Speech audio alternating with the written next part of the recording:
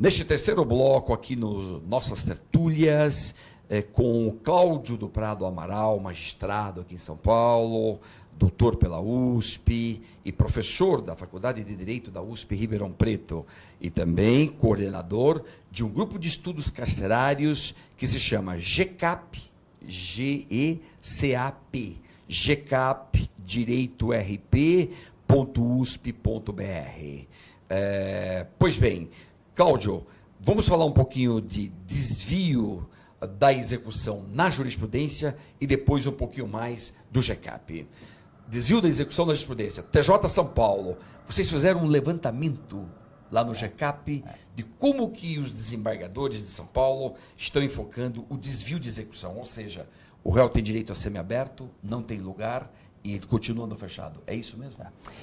Está publicado no site do GECAP uma pesquisa que foi desenvolvida por uma aluna nossa do Direito Ribeirão, a Amanda Yumi, querida Amanda, sob a supervisão da professora Fabiana Severi, e foi mapeada toda a jurisprudência dos tribunais superiores e do TJ de São Paulo. E verificamos que, em relação à falta de vagas no regime semiaberto, como nós sabemos, existem dois entendimentos. Um que diz que, se o preso foi progredido para o semiaberto, mas não tem vaga, ele fica aguardando no fechado a vaga, mas isso não é constrangimento nenhum. Ele pode ficar no fechado aguardando surgir uma vaga no semiaberto. E outro entendimento diz que isso é um constrangimento. Se ele foi progredido de direito, ele já está no semiaberto, mas de fato permanece no fechado, isso é um constrangimento ilegal, diz o outro entendimento jurisprudencial. Pois bem, das 16 câmaras do Tribunal de Justiça de São Paulo, 10 entendem que não há constrangimento ilegal, portanto é correto do ponto de vista jurídico, né, não existe irregularidade do ponto de vista jurídico, aguardar em regime fechado até que seja removido para a unidade semiaberta.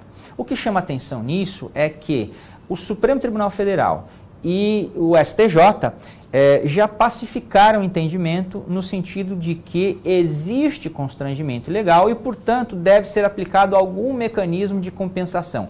Geralmente, o mecanismo aplicado é a colocação do condenado no regime aberto, ou seja, ele não aguarda no fechado surgir a vaga no semiaberto, ele é enviado para o aberto, né? Como não temos as casas do albergado no Brasil, nós não temos, isso é mais uma irrealidade que só na LEP que está, né?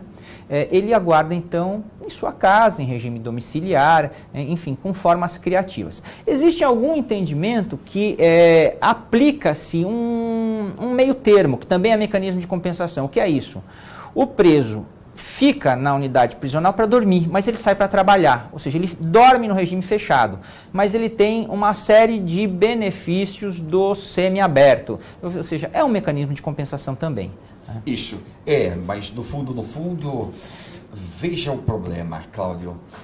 O sistema progressivo está desenhado, o executivo não cumpre o papel dele, e vem a magistratura majoritária, não total, e não cobra desse executivo que se cumpre o papel dele e acaba restringindo direitos do preso que, evidentemente, ele não deu causa para esse problema. Terrível isso, né? Ninguém cumpre nada. Dá a sensação de que no campo da execução penal o mundo do estado de exceção. É essa a sensação. Luiz Flávio, não é sensação, não. É quase um estado de exceção, porque você conhece algum ramo jurídico menos estudado do que execução penal? Sim. Talvez os ramos novos, as novas, né? Mas algumas ciências que aportaram no Brasil, muito depois de 84, que é o ano da LEP, como, por exemplo, o CDC, o Código de Defesa do Consumidor, ele foi infinitamente mais estudado, explorado que a lei de execução penal. Ou seja, nós estamos com uma lei aí que vai completar 30 anos. 30 anos. E até hoje nós não tivemos os necessários, na profundidade desejada, o estudo na profundidade desejada, né? Isso é uma deficiência de cultura jurídica no Brasil, né? Quando isso força nada, eu tenho certeza que os posicionamentos majoritários no Tribunal de Justiça de São Paulo vão mudar, dos órgãos jurisdicionais pelo Brasil inteiro vão mudar, mas a gente precisa se dedicar mais a estudar execução penal, que é uma das coisas que a gente faz no GCAP. Né? Não só isso, mas é uma das coisas que a gente faz com bastante força no Grupo de Estudos Carcerários da USP. Muito bem. Então, outra vez, o GCAP, para você visitar e, inclusive, conhecer melhor esta pesquisa aqui da Jurisprudência de São Paulo, GCAP Direito RP. GCAP.direitorp.usp.br. Vai lá, você vai ter contato, então, com toda essa pesquisa que foi feita. Cláudio, o que é mais que o GCAP tem feito? Olha, algo que eu acho que é muito interessante, que saiu publicada essa semana. Nós traçamos um roteiro de visita em unidade prisional do sexo masculino para atenção à saúde. Dentro de uma unidade prisional, nós temos diversos aspectos a serem observados. E eles precisam ser observados através dos chamados monitoramentos de locais de detenção. Os monitoramentos de locais de detenção são procedimentos recomendados para qualquer lugar em que esteja alguém privado de liberdade, né, para ser vigiado no sentido de estão cumprindo seus direitos, no sentido de estar lhe sendo dado tratamento humano.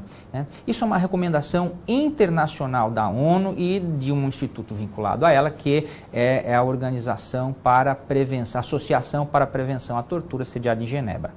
Pois bem, você não vai ter só profissional de saúde entrando em unidade prisional para ver, não vai ter só médico e enfermeiro entrando em unidade prisional para ver se está sendo dada atenção à saúde. É necessário que a comunidade se preocupe com seus presos, porque eles vão retornar a essa comunidade e verifiquem se lá existe tratamento à saúde. Como isso é feito? Principalmente pelos conselhos da comunidade. Então, nós desenvolvemos um roteiro visando profissionais que não são da área da saúde. Nós desenvolvemos um roteiro, após ouvir muitos profissionais dos mais diversas áreas, inclusive da saúde, né, pretendemos capacitar pessoas que não são profissionais da saúde para poder fiscalizar a atenção à saúde, trabalhar com atenção à saúde. Então, está lá publicado para os conselheiros da comunidade, principalmente o pessoal de conselho da comunidade, poder baixar produto de nosso trabalho. É um roteiro dividido em 4 partes, né, com previsão de 6 horas de visitação dentro de uma unidade prisional. Então ele vai ter ali umas 6 horas para desenvolver aquele roteiro, dividido em 4 partes. Uma primeira parte onde ele entrevista o diretor da unidade prisional e faz uma série de indagações a ele sobre número de presos doentes, se a unidade conta com médico, quem contratou esse médico é o Estado, se é o Estado, a Secretaria de Saúde, a Secretaria da Administração Penitenciária, quem é o médico, ele é voluntário,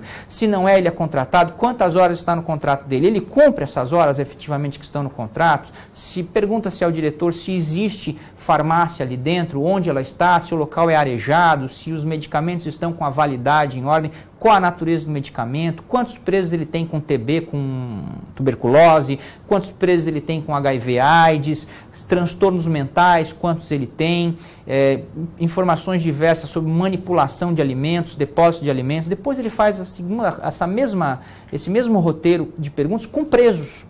Ele ouve os presos a respeito dos mesmos aspectos e questões que ele indagou ao diretor da unidade prisional, essa segunda parte do nosso roteiro. Né? Na terceira parte do roteiro é prevista a visita aos raios, pavilhões e celas, né? Onde existem uma série de indagações que nós desenvolvemos para saber quais são as condições de higiene da cela, quem dorme ali, quantos dormem ali, como estão as condições do vaso sanitário, se há vaso sanitário, se a cela tem odor, se tem mofo na parede, qual a cor da cela, examinar a água, se essa água tem cheiro, tem cor, se é a mesma água que se usa para beber, é a mesma água que se usa para tomar banho, para lavar roupas de cama, a roupa de cama como está, né? Indagamos também sobre a alimentação, de onde ela vem de uma empresa contratada ou ela é manipulada dentro da unidade prisional? E quem distribui essa alimentação? Existem talheres? São descartáveis? Onde ficam os restos de alimento? Foram encontrados animais ali, insetos ou animais maiores, como roedores, urubus, etc, etc. Enfim, nós traçamos, e tem a quarta parte. Na quarta parte é prevista pelo visitante uma visita à chamada ala de saúde, onde ficam os presos que necessitam de uma atenção primária à saúde, né? Como está essa ala? Ela é separada? Quantos presos estão ali? Quantos estavam ali no momento da visitação? Inspeciona-se a farmácia, essa farmácia está abastecida com que tipo de medicamentos? O registro de atendimento à saúde, existe um livro para isso? Qual foi o último atendimento à saúde? Tem algum óbito registrado ali? Se tem, como foi? Enfim, nós desenvolvemos esse roteiro que está à disposição para quem quer que se interesse. Obviamente é necessária alguma capacitação no sentido de instruir o visitante que ele vai ter que se munir de um procedimento de empoderamento para ingresso na unidade prisional. O que é isso? Você vai na unidade prisional, você fala, eu sou conselheiro da comunidade, quero entrar.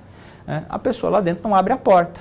Então você fica do lado de fora, esperando ingressar na unidade prisional e, obviamente, o elemento surpresa, que é uma recomendação da ONU para visitas em locais de detenção, o elemento surpresa da visita, o elemento aleatório, isso é minha expressão melhor, o elemento aleatório da visita, ele se perde na medida em que você não está munido de um procedimento de empoderamento para ingressar. Então recomenda-se sempre que o Conselho da Comunidade converse previamente com o juiz da execução de sua comarca para juntos ingressarem na unidade, mesmo que depois o juiz vá embora para o fórum para os seus afazeres, que não são poucos, o conselheiro possa ficar ali e realizar o roteiro de visita à saúde. Capacita qualquer indivíduo sem formação técnica a fazer uma inspeção de atenção à saúde em unidades prisionais do sexo masculino. Ok, pois parabéns a essa iniciativa do GECAP, porque vai permitir que esses conselheiros aí do município possam fazer isso. Talvez o problema aqui esteja na inexistência desses conselhos, nas comarcas, que aí é outro problema. Está na lei, mas os juízes raramente cuidam desse assunto. A questão do Conselho da Comunidade tem a ver com o princípio fundamental da execução penal. Quando nós estamos falando de execução penal, nós estamos falando de preso. Quando nós estamos falando de preso, nós estamos falando de população vulnerável, que é um conceito sociológico mundial. A população vulnerável, por ser vulnerável, o que é uma população vulnerável? Ela simplesmente está numa situação de deficiência. Alguém que mora numa encosta de morro, são mulheres vitimizadas, são os presos, são os menores infratores que estão presos. O preso, sendo população vulnerável, ele precisa contar com o apoio da comunidade. Você não melhora a situação de população vulnerável sem solidariedade. O Conselho da Comunidade, ele é a personificação da solidariedade durante o cumprimento de pena. Mas nós os ainda temos de maneira muito precária e débil no Brasil. Ainda não existe, é claro, nós ainda não temos solidariedade suficiente com o preso. E é necessário que nós tenhamos isso, porque ele vai voltar, não tem prisão perpétua nem pena de morte. Então ele vai voltar para a sociedade. E para ele voltar para a sociedade, ele precisa começar a conhecer o que é solidariedade. Pode-se argumentar, ele não teve, mas ele não teve solidariedade quando ele matou, ele não teve solidariedade quando ele roubou, é verdade. Mas eu não sou ele. Eu, sociedade, tenho que ser melhor que ele e mostrar para ele que a vida pode ser melhor assim. Então, a questão do Conselho da Comunidade é quem vai trazer esse viés de solidariedade durante o cumprimento de pena. Enxergá-lo como ser humano que vai voltar para a sociedade em determinado momento. Isso. Diante da quase impossibilidade, Cláudio, de fazer algo ressocializador dentro dos presídios, não é uma tarefa fácil, é uma tarefa difícil. A Escandinávia toda tentou, não conseguiu. Os Estados Unidos, na década de 60, 70, tentou, não conseguiu. Alguns juristas e criminólogos e estudiosos da execução penal acabam falando numa não dessocialização. Que pelo menos então os presídios não dessocializem. É o limite máximo. Talvez pensar nisso no Brasil valeria a pena? Eu não tenho dúvidas que sim. Eu mesmo sou adepto da não dessocialização. Por quê? Porque isso é uma ideia da prevenção especial que diz o seguinte: você não pode obrigar alguém a aceitar os teus valores. Ainda que sejam os valores dominantes na sociedade, ninguém é obrigado a isso. O sujeito quer ser viciado até morrer, ele vai ser viciado até morrer. Você pode aplicar todos os estímulos para ele largar a droga, e se ele não quiser, é uma decisão que depende dele. O que é que você pode fazer com alguém que praticou um crime? Isso sim, você pode oferecer a ele o máximo de instrumentos, de ferramentas, para ele poder ver o lado que se deseja que ele veja, para ele poder aderir aos comportamentos que se quer que ele adira, que ele acate, para ele ter essa opção, e ter essa opção de uma maneira muito clara, e poder ver, puxa, mas aquela forma é melhor, aquela forma pode dar certo, eu não preciso ficar só com a opção da delinquência. Então, quando você aplica esse tipo de pedagogia durante o cumprimento da pena, você não está, primeiro, forçando a introjetar valores, que se ele não quiser, ele não vai introjetar, a decisão é dele. Segundo, dando-lhe a perspectiva do lado ético. E terceiro, aplicando pedagogia prisional pontual, aplicando pedagogia e psicologia penitenciária exata, fundamentada, com técnica, com ciência, e isso acaba dando resultados. Nunca será perfeito, nós não temos situações ideais, mas a situação tende a melhorar quando você usa dessas técnicas de diálogo durante o cumprimento da pena. Isso.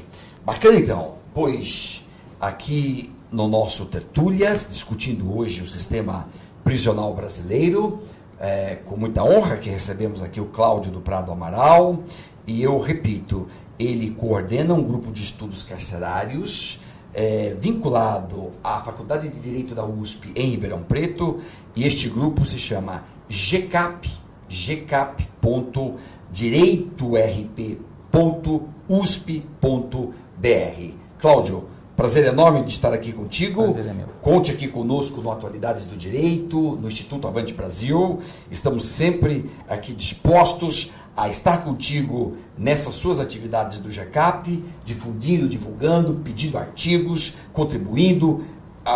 Nós podemos, então, aqui ser muito, digamos, úteis para você. Com certeza, eu que agradeço a oportunidade de mostrar um pouquinho do nosso trabalho e rever pessoa querida desde nossos tempos de magistratura. Muito obrigado. Ok, muito obrigado. Até a próxima Tertúlias. Até mais. Tchau, tchau.